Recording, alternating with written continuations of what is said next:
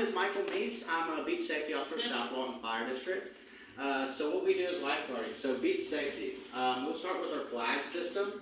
As y'all know, we have our yellow, our red, double red, and purple. I know you see green flags on the signs, but we'll never fly those ever here in Walton County just because it is open water. We're always going to have hazards out there, whether it be a lake or not, since it is open water. But our flag system. So we start with yellow flag, which is moderate hazards for us.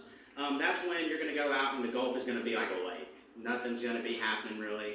The big thing on those yellow flag days that we're concerned about is the wind. So a lot of people get more encouragement when it's yellow flag day, so they want to go a little further out.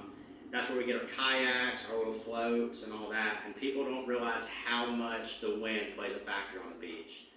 So yellow flag days, you'll get people going after the second sandbar, and we'll have a really strong north wind, and those people have a hard time getting in. So that's one thing we run into on yellow flag days.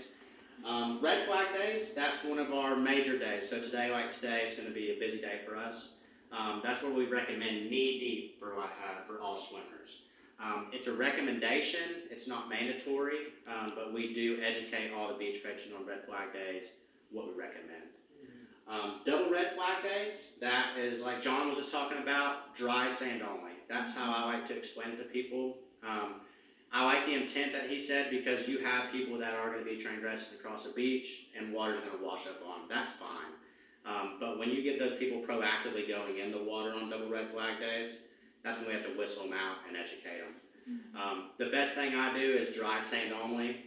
Y'all have resources on your phones, I believe, that Turtle Watch gave y'all, which is awesome. It's beach code compliance forms. So you pull out, put out your location. It actually has a location finder on it.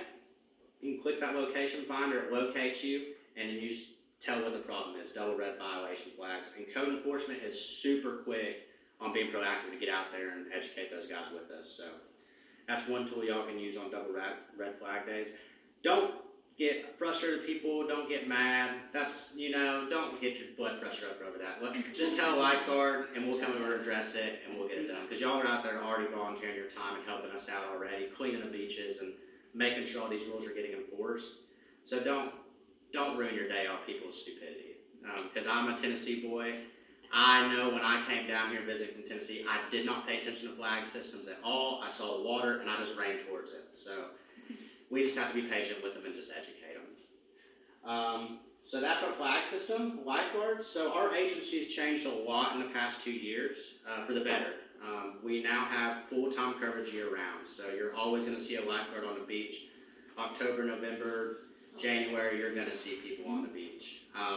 We have our beach safety director, which is David Vaughn. That's our top guy. And then we have 4 lieutenants. We have 5 BSOs. And now we have 10 full-time guards. So our beach keeps growing, so we can protect people a lot more and educate and spread that out. So our agency's growing, which is awesome right now. We have beach accesses with disabilities, so wheelchairs.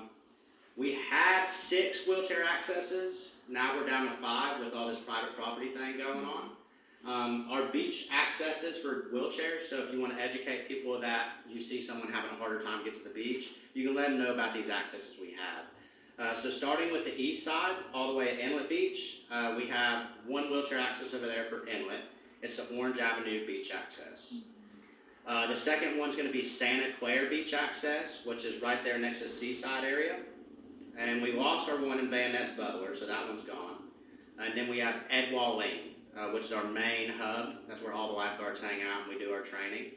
And then the next wheelchair access is going to be Dune Allen Beach access. And then the last one, the furthest west, near Miramar Beach access in St. Destin, is going to be Pompano Joe's or Miramar Beach access. And that's where you can find the wheelchair accesses out there. Do they just go to the lifeguard and ask? Yeah, so we have a form. They just come up to the lifeguard. Lifeguard should have it under their stand. They will have it under their stand. They'll come and just ask if they can use a wheelchair. And we just have a waiver form for them to fill out just in case anything happens. Liability. And then they fill it out and they can just transgress wherever they're setting up and they deliver it back when they're done. Those are available from 9:30 to 5:30. Reason being is we're getting off the beach at 6. So you're saying that they So it depends on how populated it is. So if it's a slow day and you know the wheelchair is not going to be needed, you can we usually let them just have the wheelchair for the day. But if we need it, we let them know prior ahead, hey, we might have to steal from you if someone else needs it. So we're not too concerned with it, but it is readily available if anyone needs it.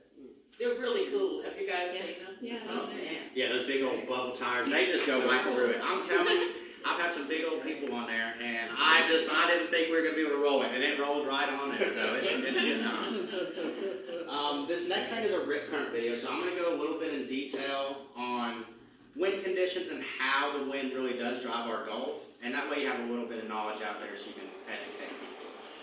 Alright, so as you see, we have a really strong south wind. That means wind is coming from the south, so we're gonna have high surf.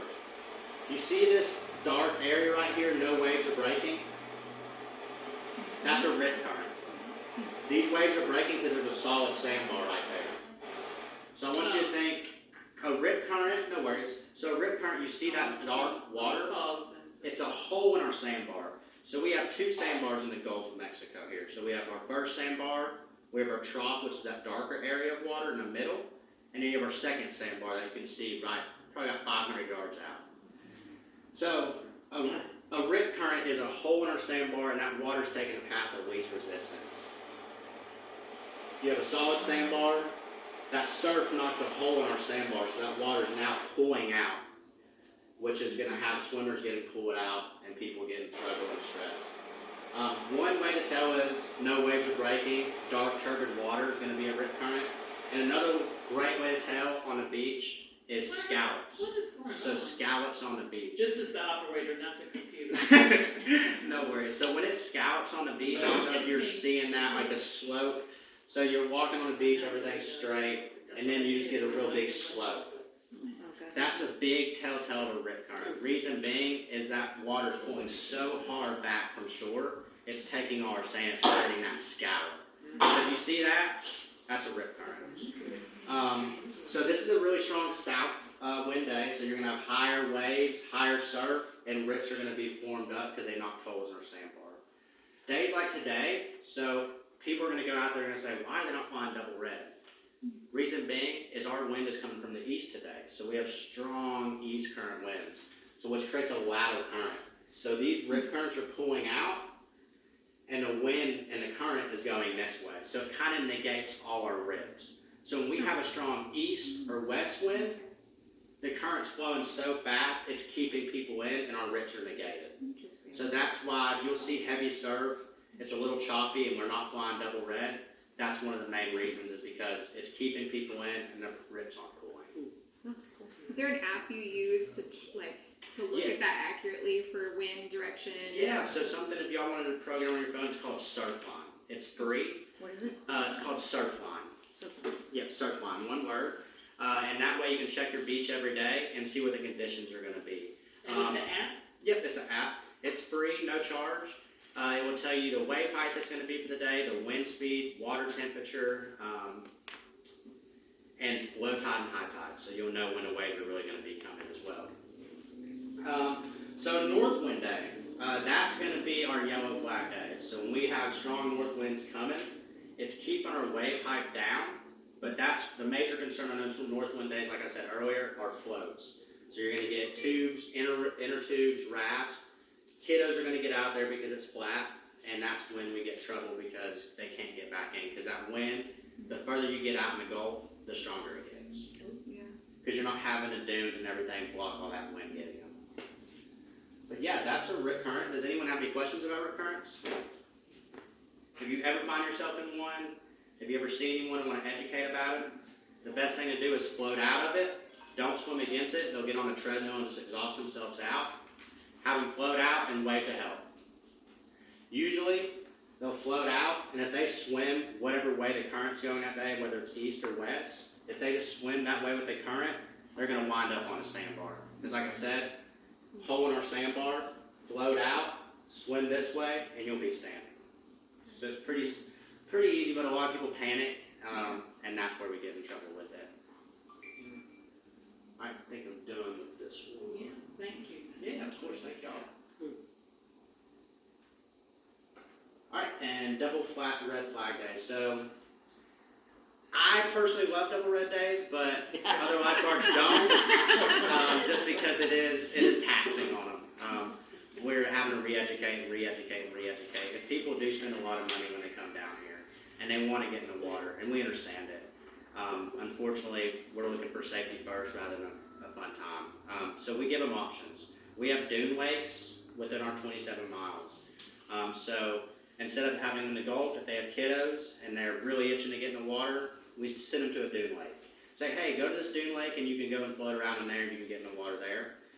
We recommend sand castles, all that type of good stuff, rather than getting in the water. So best thing to tell them is dry sand only. If you get a problem with it, use that form on your phone, call code, or if you're near a lifeguard, let them know, and they'll go handle that out. Just don't get stressed about it, and we'll educate them. Anything else? That's about it for me. Any questions? What if our beaches don't have lifeguards? Yeah, so we have 15 towers on our 27 miles, so we have a lot of stretch of unprotected beach here. If you don't have a lifeguard, you can always call our South Walton Fire District number, and they'll locate a lifeguard for you. And they'll just reach out to the lifeguard, and they'll head there on their rover. Yes, ma'am. So you can call 911, or you can call the non-emergency number for South Walton Fire District. Yes, ma'am. Yeah, it's on your sheet. Yeah. Anything else? No, but let you go. Cool. Thank you so much. Awesome. Y'all are Thank easy, you. bro. Okay, Thank y'all one so more. much.